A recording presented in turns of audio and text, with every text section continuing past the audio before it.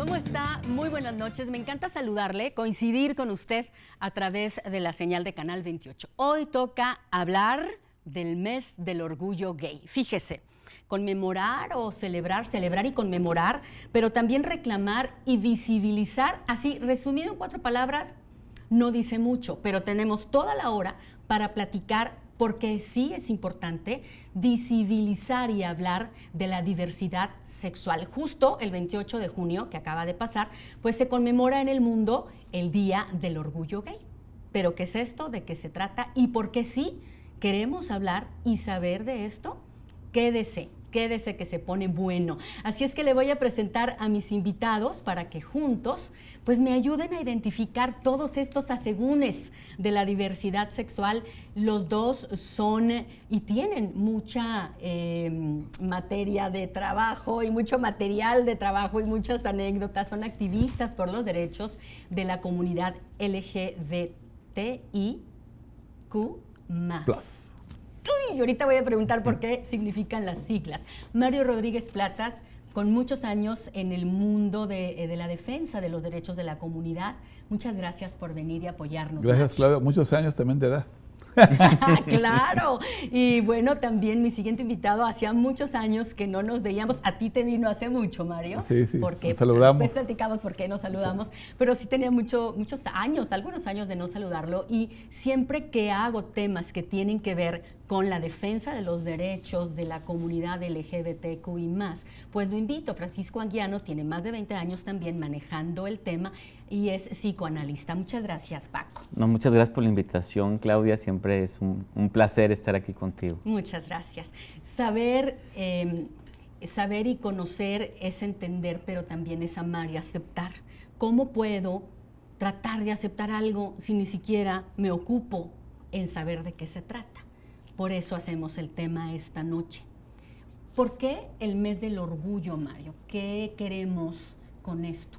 Bueno, breve la historia, la madrugada del 28 de junio de 1969, en un bar en Estados Unidos, que es como la meca de la comunidad LGBT actualmente, que es Stonewall, hubo un disturbio puesto que consecutivamente iba la policía montada de Nueva York a reventar ese lugar, a extorsionarlos, etcétera. Y ese día, para la policía era un día más, pero para la comunidad que estaba ahí no, porque había muerto Judy Garland, que era la mamá de Liza Minnelli, y que la comunidad entonces adoraba mucho.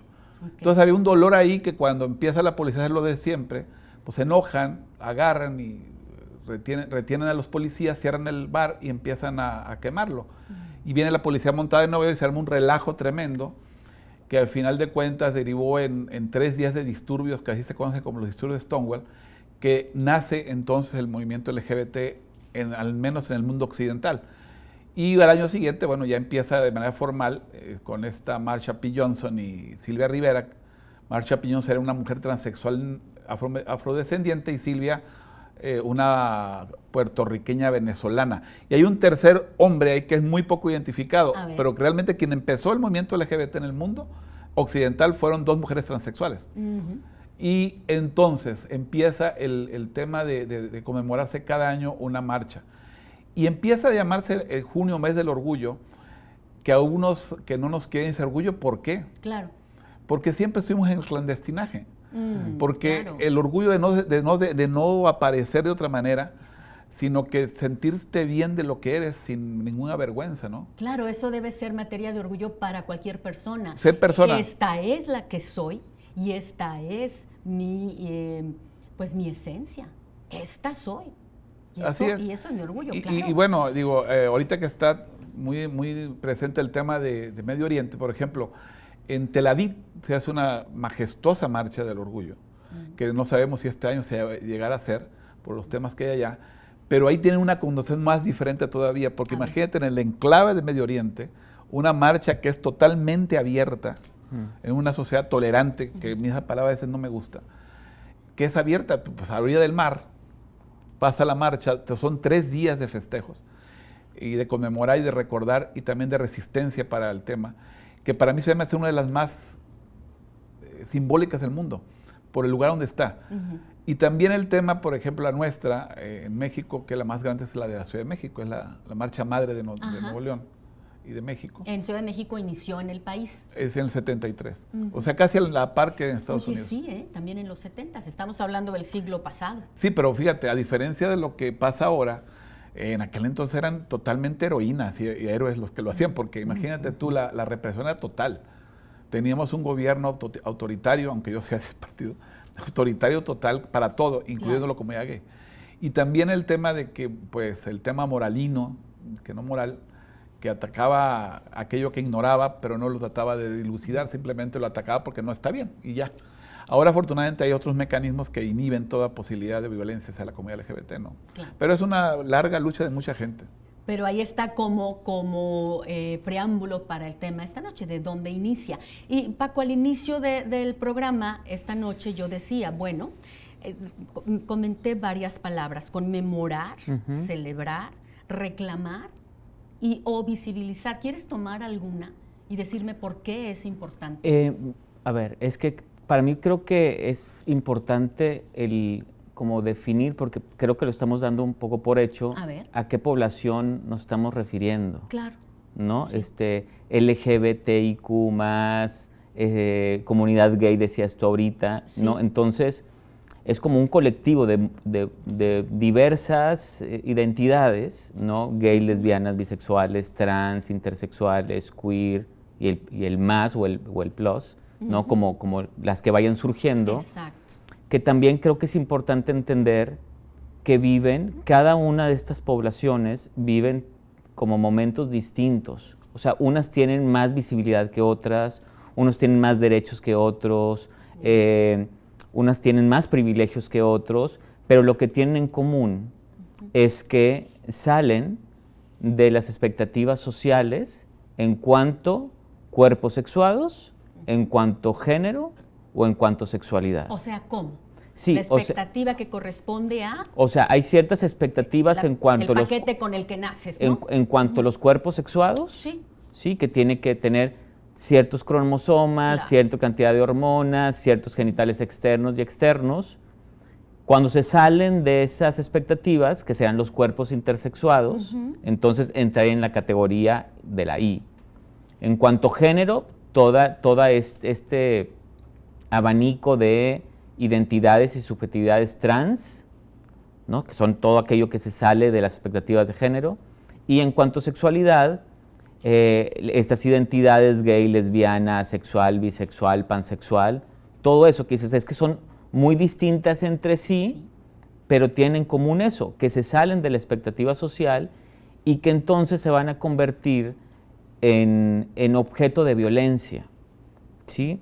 De violencia, yo diría principalmente simbólica, y luego se va representando en violencia física, violencia laboral, violencia de muchos tipos. Por supuesto. Y entonces esto va a afectar en la subjetividad de estas personas. Ahorita te voy a decir para dónde voy. Sí. Va a afectar en la subjetividad de estas personas, en la gran mayoría de las personas, y uno de los efectos es la vergüenza, que es ahorita lo que mencionaba Mario. Sí, que la gran mayoría de personas pertenecientes a este colectivo, en algún momento de sus vidas van a sentir vergüenza por lo que son, por lo que sienten, por cómo se identifican, y entonces el orgullo es una forma de salida de esa vergüenza. Claro. Porque luego, bien lo decía Mario ahorita, ¿no? Luego mucha gente dice, bueno, ¿y orgullo de qué? Orgullo terminar una carrera universitaria, orgullo lograr no sé qué cosa. Sobre todo lo vemos en redes sociales, ¿no? Ese tipo de odios, ¿no? Claro. Entonces aquí el orgullo tiene ese efecto muy importante de sacar de la vergüenza, de esto que en algún momento de mi vida me avergonzaba, ahora puedo salir de ahí a través del orgullo. Claro. ¿Sí? Claro. Me parece que va un poco por ahí. Exactamente. Les comentaba yo antes de abrir las cámaras, de estar a cuadro, que yo vivo en la zona, el primer cuadro de la ciudad, ahí muy cerca de Macroplaza, el barrio antiguo, y creo que desde mayo, Mario, ayúdenme, no sé si a mediados de mayo. 14 de mayo. 14 de mayo estaban ya puestas las banderas. La ruta de la marcha. Exactamente. En toda la ruta de la marcha, fíjate, aprendí algo nuevo. Pero yo escuché comentarios todavía en pleno siglo XXI de ¿y para qué tanto escándalo? ¿Y para qué tanta bandera? Ya que se queden tranquilos y tranquilas. ¿Y por qué desde ahorita? Si es hasta junio. Entonces, ¿Por qué visibilizar? Sí importa. Comenten. Pues que es una regla básica, lo que no se ve no se... ¿No se nombra? No se nombra. O lo que no se nombra no existe. No exacto, entonces al final del día la visibilización de lo que somos implica una responsabilidad por parte de quien lo empieza a ejercer como pleno derecho y ante la autoridad a la que va dirigida la protesta. La marcha es una marcha de protesta, de alegría y lo que tú quieras, pero es una protesta al final de cuentas. El solo hecho de plantarnos con nuestros cuerpos, o como dicen mis amigas, las cuerpas, al final del día es una protesta en sí misma, disruptiva. La marcha de Nuevo León, por ejemplo, es la más grande del norte de México y es la marcha más grande de todo el tipo de marchas que hay aquí en Nuevo León. Mira, además. Y de las pocas que es una marcha orgánica, no impuesta como hacen algunos partidos, etc. Claro. La marcha se convoca sola casi. Sí. Se dice la fecha y la gente empieza a hacer todo el rollo este. Y la visibilidad que genera es grandísima. Yo le decía a Raza, es la primera vez que se viste de colores la ciudad. Y la verdad, el color, el arco iris, cuando Baker, el que funda la bandera, entre las formas de decir por qué tantos colores o el color del arco iris, esta bandera que tanto conoce mucho el mundo, es originalmente la bandera de la paz que se usaba en Medio Oriente. Ah, mira. Pero luego se agarra con Baker y ve que le pone 2 colores más que por tela, se tuvieron que quitar, eran 8 colores. Y se quedan 6 del arco iris. Bueno, es que el arco iris precisamente representa, para muchos religiosos, el pacto con Dios después del diluvio. Ay, qué pero también representa que hay más color que el blanco y negro. Claro. Voy a la pausa con esto, Mario, pero regresamos con los colores de la bandera gay. ¿Sí? Vámonos a la pausa. Regresamos en breve, más sobre la marcha del orgullo, el mes del orgullo y la diversidad sexual. Ya volvemos.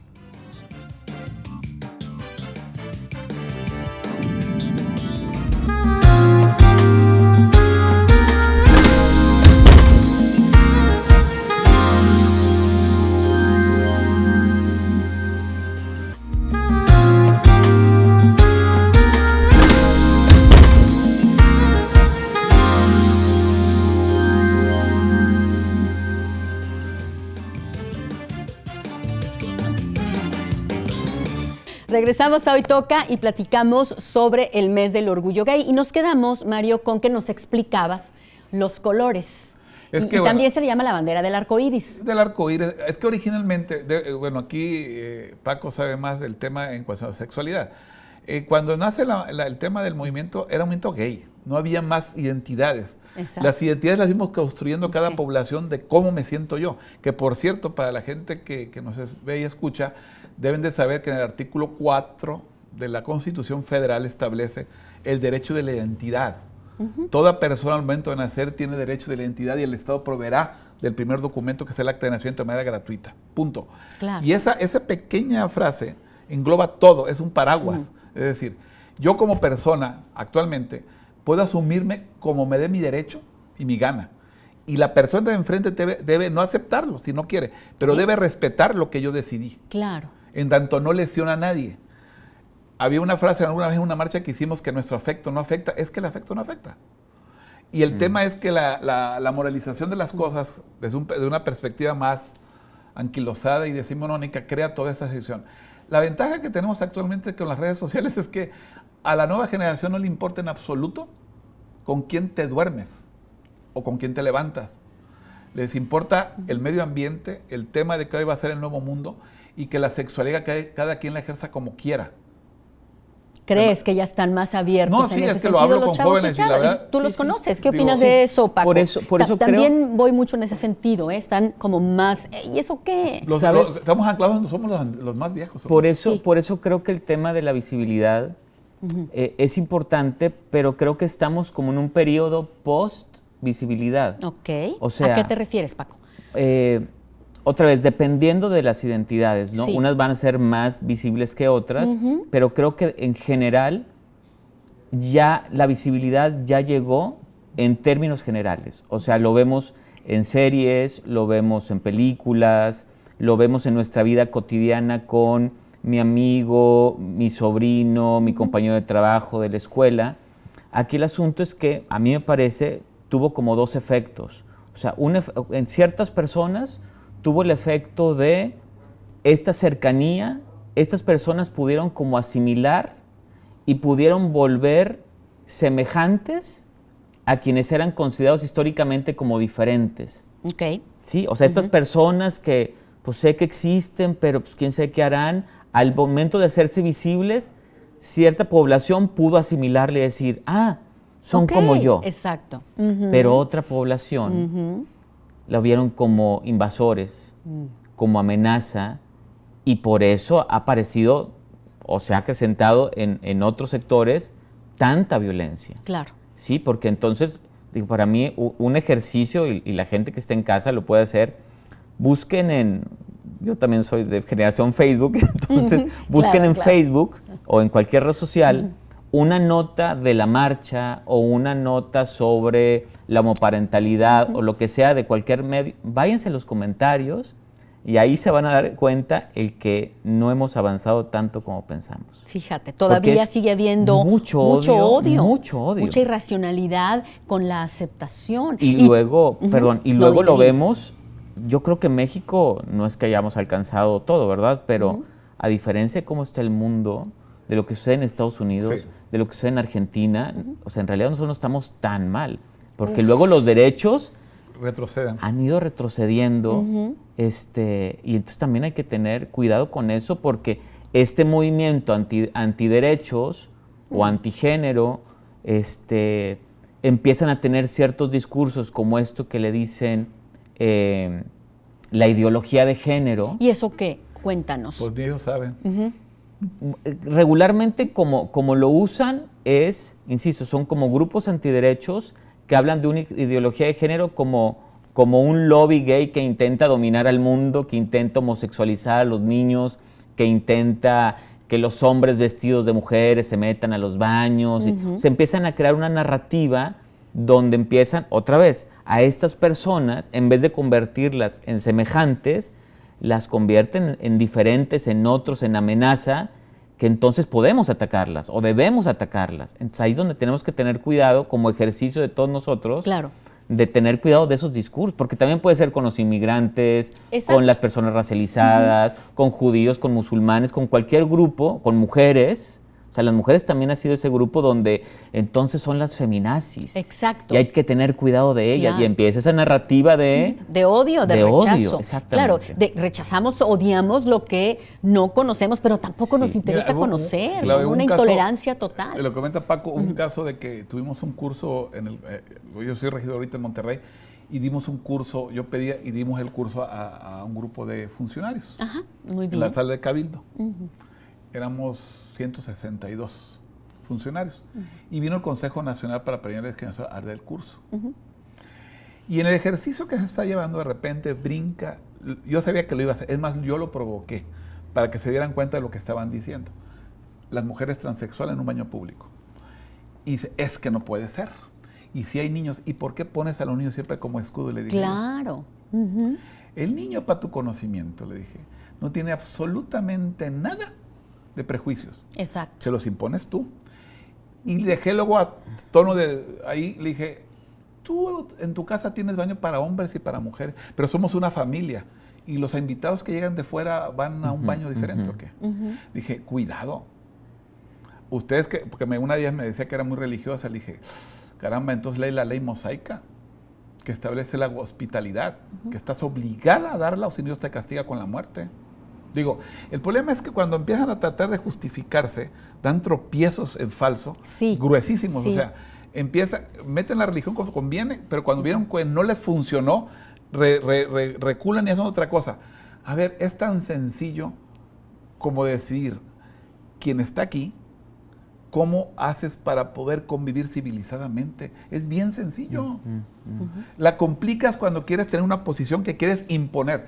Como decía Paco, nosotros los gays jamás hemos querido imponer nada. Nos han hablado que queremos privilegios. No, privilegio es que él se pueda casar y yo no. Claro. Privilegio es que ella pueda agarrar a su pareja de la mano, darle un beso y no pase nada. Y en cambio yo lo hago y hay señalamientos, si bien me va. Vamos, que yo pueda adoptar si quiero o no. Y el otro lo puede hacer tranquilamente. Y dicen, es que no puedes. No, es que en el estado de Nuevo León, por ejemplo, no está prohibido manifiestamente adoptar si eres homosexual, ni soltero. Ajá, exacto. Hay reglas, Claro. 15 años de diferencia entre adoptado y adoptante, etcétera. Y hay un consejo de tutela que ve a quién le entrega. Y para sorpresa de muchos que odian esto, van como 67 que conocemos, niños en adopción con parejas de mismo sexo. Fíjate. 2 de ellas, por ejemplo, una de ellas, la primera pareja que se casó aquí de manera sin problema en el 2019, tienen 2 niños. Porque la ley dice que si hay hermanos, tienen que adoptar a todos los hermanos. Bueno, las chavas estas le hicieron un lugar de acogida. Con ellas se inauguró el lugar de acogida, no de adopción. Y la señora que dejó al niño, que era una salvadoreña, que se regresó, pues está embarazada y llegó con el niño recién nacido y se quedó con ellas. Están con ellas ahí. ¿Y aquí hay un psicólogo, un psicoanalista. El otro mito es que un niño, si está en una figura paterna y materna, yo nací con mi mamá y con mi papá y tengo hermanos heterosexuales. O sea, todas esas situaciones no funcionan.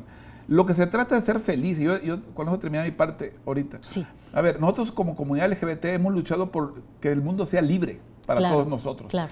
Que incluya a todos, incluso a aquellos que nos odian. Los que nos odian quieren un mundo diferente al que vemos, donde estén todos excepto nosotros. Exacto. Esa es la gran diferencia. Exacto. Esa es la gran diferencia. Me parece que de alguna manera, históricamente, ciertos grupos han sentido que si se les da derechos a otros grupos, lo viven como si se los quitaran a ellos, que es lo que estás diciendo, ¿no? Y entonces... Exacto, y no va por ahí. Y no va por Qué ahí. interesante lo dice. Se trata de una extensión de derechos, pero no de te los quito a ti para dártelos a ti. Pero muchas veces pareciera que la vivencia de estas personas es así. Por eso el tema de los hombres con las mujeres, la heterosexualidad con la homosexualidad, etcétera, blancos con personas racializadas, sí, o sea, me lo vas a quitar a mí. No va por ahí. Y no va por ahí. Claro, son derechos que nos competen a todas las personas por el simple hecho de ser personas. ¿En qué momento algún grupo de estas personas perdieron algunos derechos? Mira, en la época colonial en México, a la gente se le olvida, pero hay que recordar viendo la historia. Ahí está la historia. Tenemos 22 castas. El español peninsular, el español mestizo en el continente nuestro, y luego las mezclas. Mestizo, español con indígena, mestizo con fulano. Llegaba al extremo que la parte más baja de la escala de las castas era el patizambo y el saltapatrás, así se llamaba. O sea, ahí están vayan al museo en México del tema de las castas. Es terrible ver lo que es, y las tenían. Bueno, en la India lo hacen, pero acá ahí lo teníamos. Y ese atavismo histórico lo seguimos reproduciendo. Es cierto lo que dice Paco, es terrible ver los comentarios cuando hay una nota LGBT. Alguien decía, amigo mío que es periodista, decía, una buena nota no es buena nota, la mala nota es buena nota.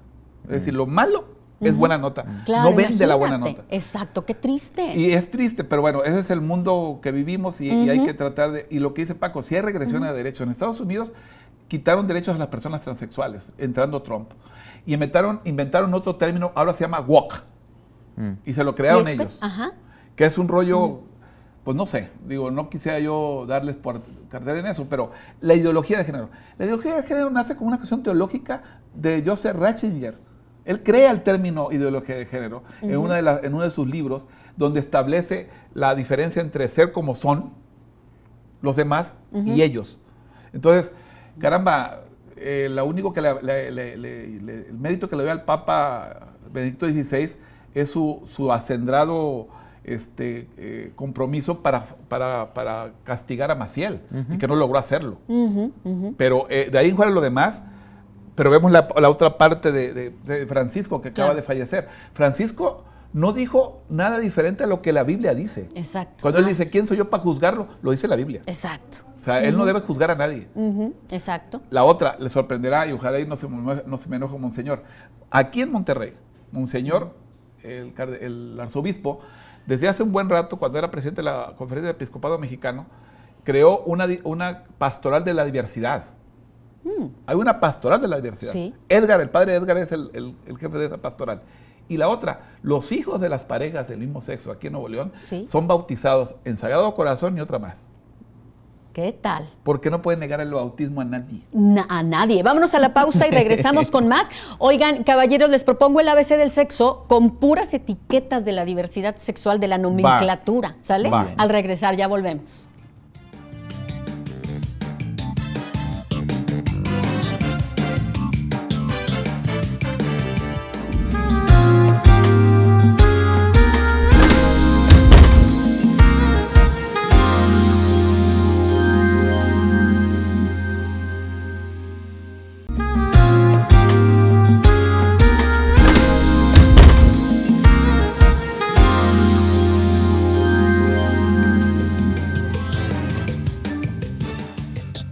Ay, me pescaron con la cajita en las manos. Esa es la cajita del amor propio.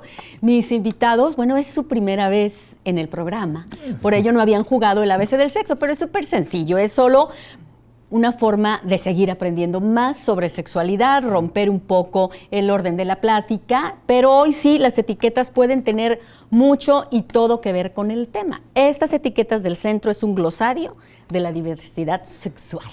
Y la que no sepan, se la pasan al compañero para aprender todos juntos, ¿sale? Va. Bueno, este es el ABC del sexo, vamos a jugar.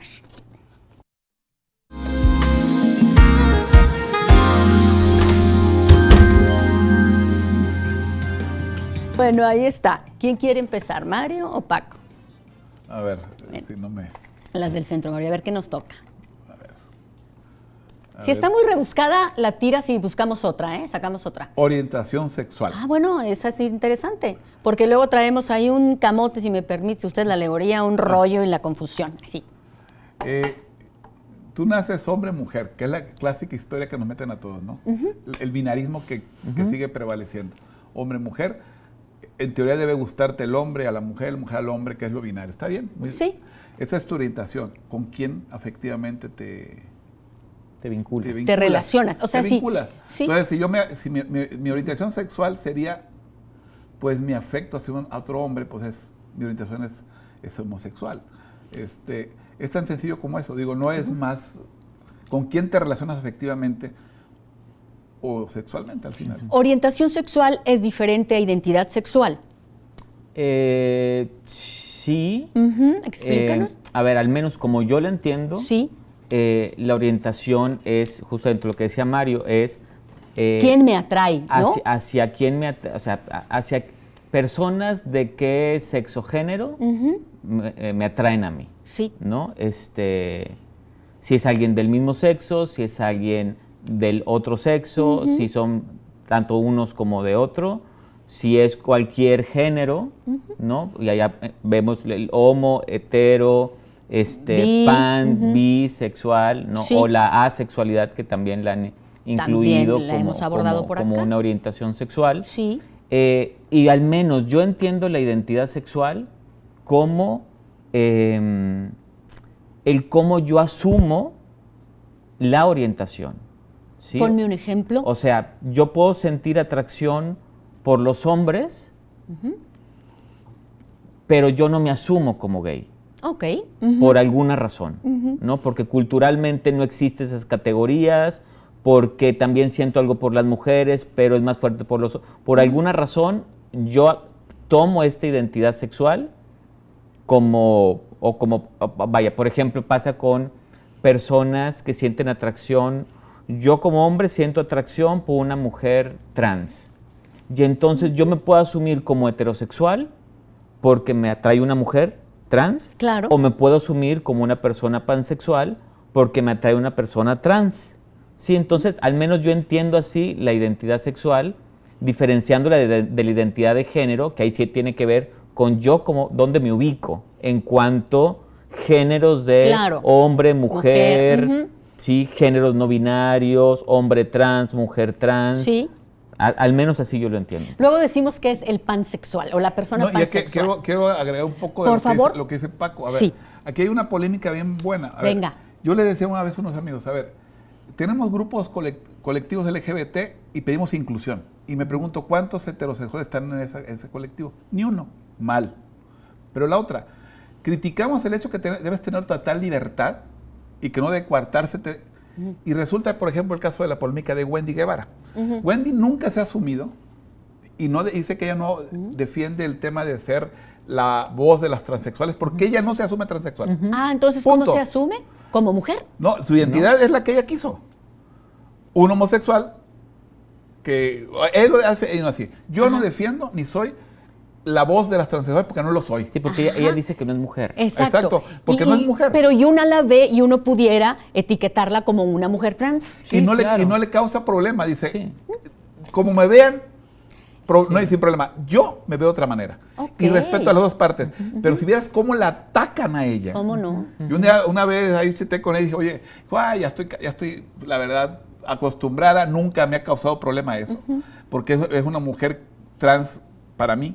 Aunque ella dice que no es una mujer, yo no soy mujer, está bien, que ha sufrido muchas cosas y ha salido de todo eso y es un ejemplo a seguir de cómo te empoderas de una situación, la que sea. Exacto, está interesante. Y estaría interesante preguntarnos si las mismas mujeres trans la están criticando a ella. Sí.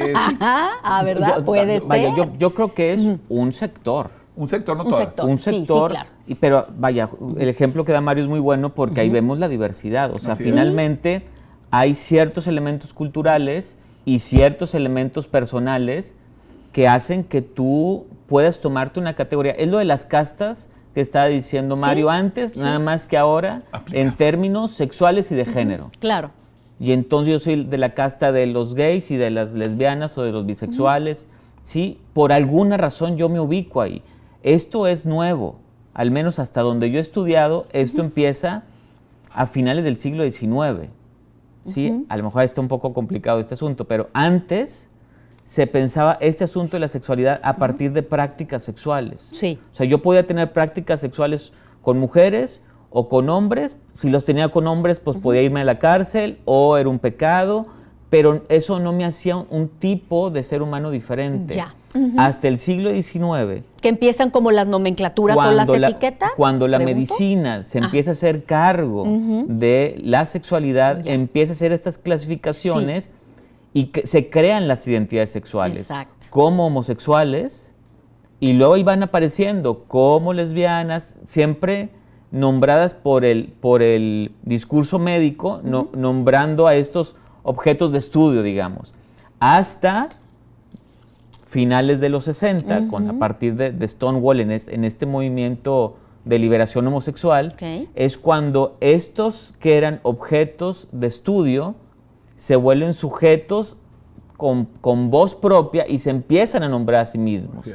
Y entonces dicen, somos gays, somos lesbianas, y hasta la fecha no son términos científicos, son términos que la misma población va encontrando para nombrarse a sí misma. Claro. Y es donde se da vuelta a esta lógica de poder, donde antes nombrábamos a esta población, a ahora donde es la misma población que se termina nombrando a sí misma. Y nombrarse es una manera de existir, porque nombro lo que existe, nombro lo que veo, lo veo porque lo nombro porque existe. ¿Y cómo se van resignificando estas cosas? Sí. Fíjate que ahorita que decían lo de gay me acordé, esta anécdota me la contaba un amigo que lamentablemente falleció el año pasado, Javier Lizarraga, que era un antropólogo físico, era un sexólogo, era uno de los primeros activistas gay de México. Y él decía que el término gay originalmente era un término abarcativo, ¿sí? Porque ahora gay se usa para hombres homosexuales. Sí. ¿Sí? Y originalmente hombres y mujeres como una forma velada de decir, oye, tú eres, en inglés, are you gay? No, eres como, gay es alegre en inglés.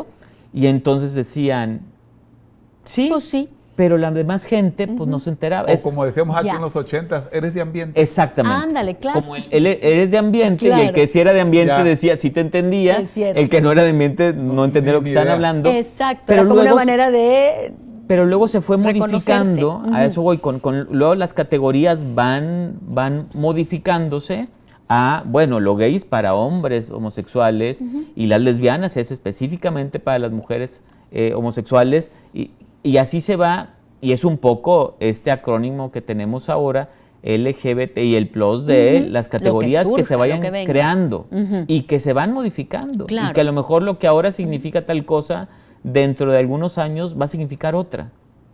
¿sí? Son como los signos de los tiempos. Claro. Queer, por ejemplo, queer es una palabra acuñada en los 70s en San Francisco, en el siglo pasado, y se retomó ahora. ¿Quiénes son los queer, por ejemplo? Extraño. Es lo que extraño. Era un insulto. ¿Diferente? Era un insulto en inglés. Era un insulto. Sí, claro. Es decir, queer era como decir torcido. Ya. Como raro en cuanto a lo sexual. En mala onda. El asunto es que el movimiento homosexual lo retoma, y esto que antes se usaba como insulto, yo lo tomo, o sea, le doy vuelta y lo tomo como signo de orgullo otra vez. Y entonces yo soy queer. Ya. ¿Sí? Esta es mi identidad. Y luego en los 90s empieza a haber una producción teórica, que es la teoría queer. Exacto. Okay. Sí, a partir de los 90s, que es todo también un ¿como movimiento? Es un movimiento cultural, pero también es un movimiento académico, teórico, para entender la sexualidad desde otro punto de vista. Tendría que ser un tema aparte. Por cierto, no sé, bueno, hay una muestra internacional de cine queer en la Cineteca. Acaba de pasar. Oigan, pero tengo más etiquetas. A ver qué le toca, maestro Paco. A lo mejor me toca un premio. A ver.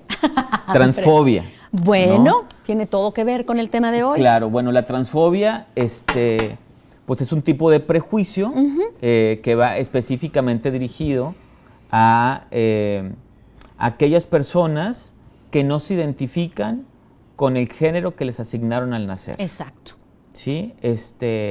No necesariamente son personas que buscan una transición o que se identifican con el otro género, sino, al menos como se entiende ahorita, porque otra vez ha ido cambiando a través del tiempo, es con personas que no se identifican con el género que les asignaron al nacer. O sea, un bebé nace y entonces lo asignan como niña, lo crían como niña y en algún momento de la vida no se identifica como mujer, es una persona trans. Al menos, insisto, desde el discurso por fuera. A lo mejor la persona, como decía Mario, como Wendy, puede identificarse con otra categoría. Puede decir, no, yo soy no binario. Ah, pues, perfecto. Por ejemplo, en mi consulta de repente llegan personas que llegan asumiéndose como no binarias y durante el trabajo dicen, ¿sabes qué? No, creo que no. Tampoco me identifico ahí. Sino creo que soy trans. ¿Okay? Bueno. O personas que llegan como trans y en el trabajo dicen, ¿sabes qué? Me siento más cómodo como no binario. Ah, muy perfecto. bien. Oiga, a lo mejor usted, como yo, quiere preguntar y qué es exactamente la persona no binaria, pero tengo que hacer una pausa. Porque podemos preguntar lo que no entendemos y porque podemos preguntar cómo la persona quiere ser nombrada o llamada. Sí podemos. Si lo hacemos, pues desde ese respeto o desde la ignorancia total. Oye, no entiendo bien qué es la persona no binaria. ¿Ya volvemos con esa? Eso hoy toca. Hablamos del mes del orgullo. Ya volvemos.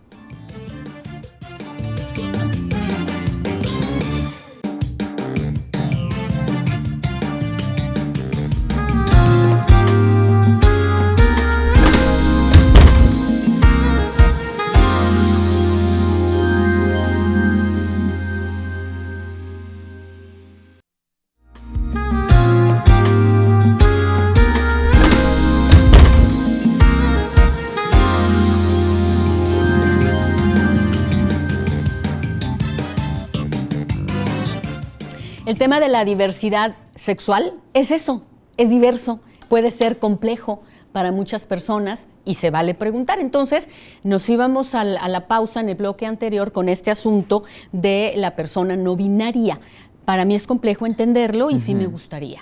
Es complejo entenderlo porque, como sale del binarismo, o sea, regularmente aquellas categorías que sale de lo binario, yo pensaría en el tema de la sexualidad, en la bisexualidad, que históricamente lo hemos visto como, a ver, ¿pero te gustan los hombres o las mujeres? No, es que me gustan los dos. ¿Por? ¿Cómo? Pero es que eso no se puede. O en el tema de la intersexualidad es, bueno, ¿es macho o es hembra? No, es que es intersexual. No, pero es que esa es una anomalía. Es un error en la naturaleza. Y no es un error, pero es esta dificultad. Y en cuanto al género, pues serían las personas no binarias, que son personas que no se ubican ni en ninguna de esas dos categorías. Ni en él, ni en ella.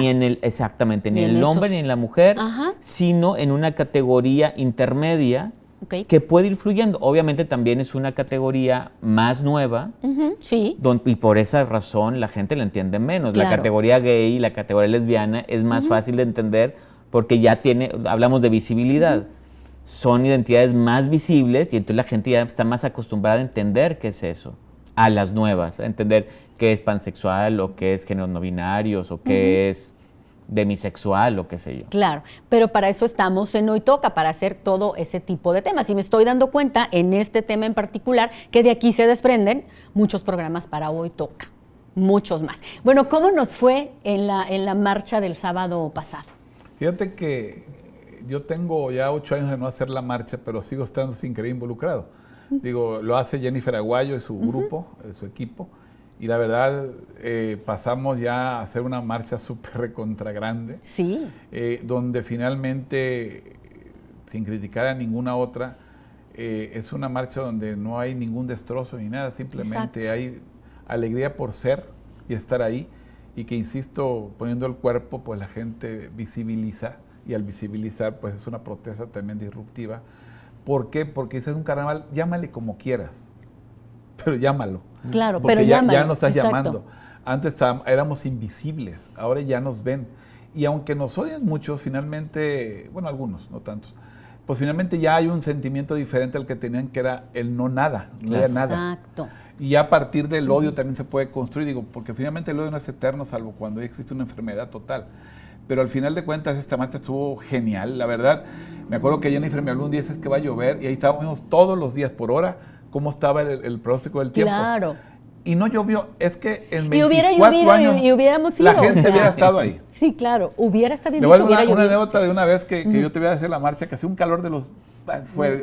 Y entonces un oficial se me acerca y me dice, oiga Mario, mandé llamar a los bomberos para echar agua. Le dije, primero muertas. Que sin maquillaje. Sí, claro, por y dice, supuesto. ay, perdón, sí, dije, no.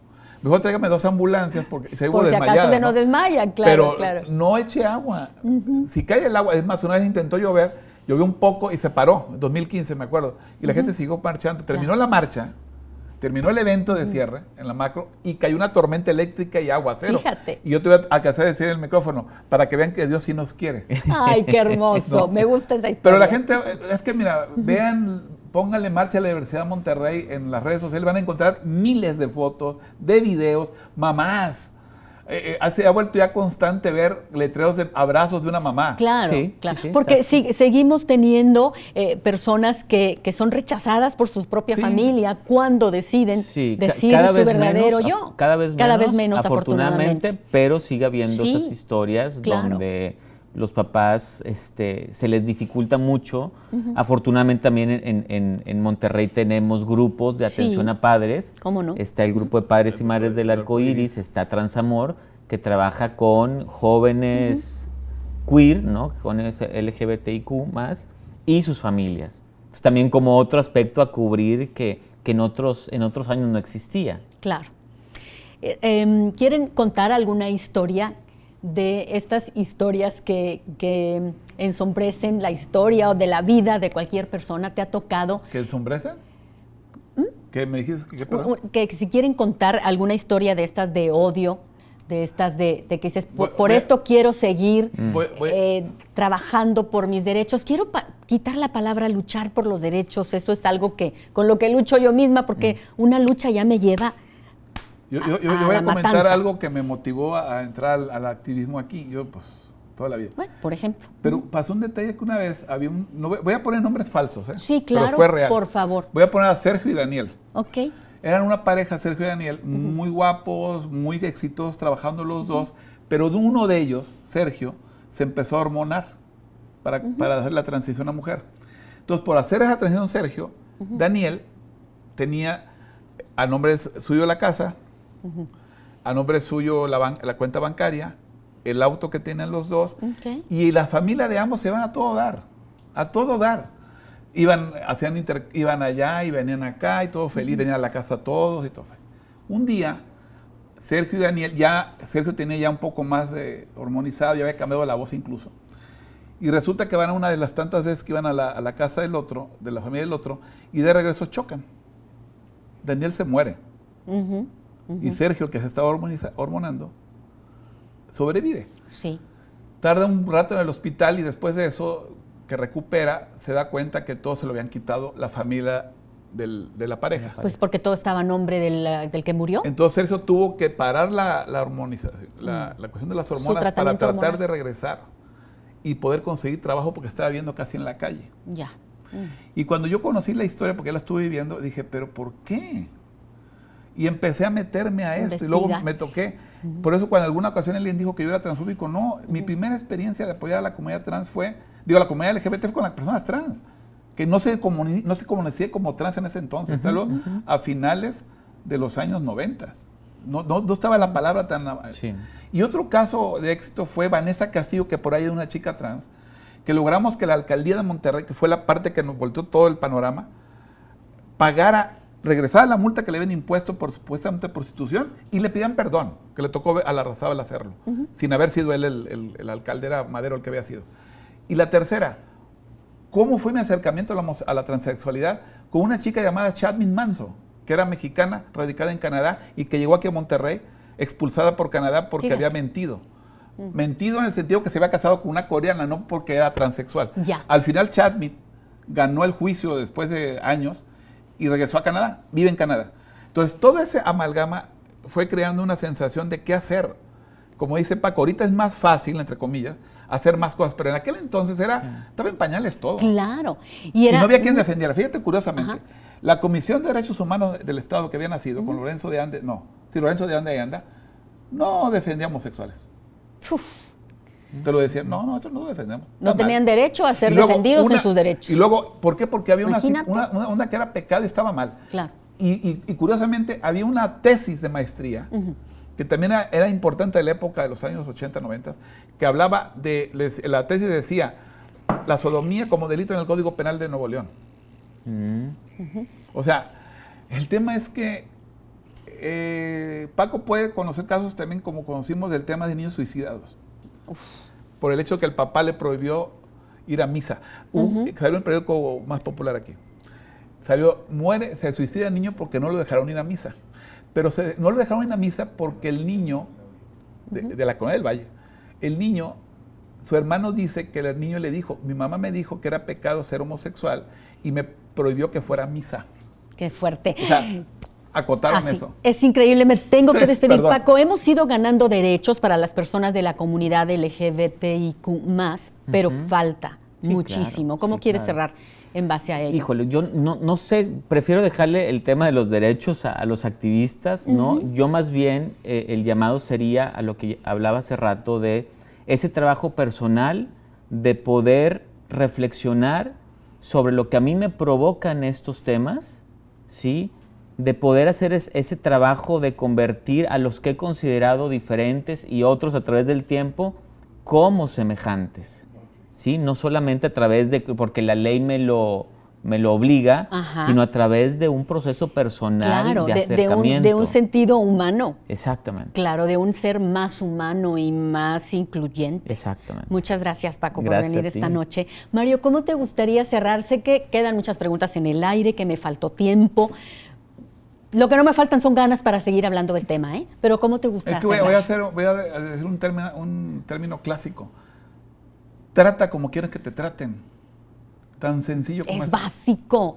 Claro, desde ahí. ¿Cómo quieres que te trate? Trátame igual. Muchas gracias. No pido que me aceptes. Respétame y te respeto. Ya.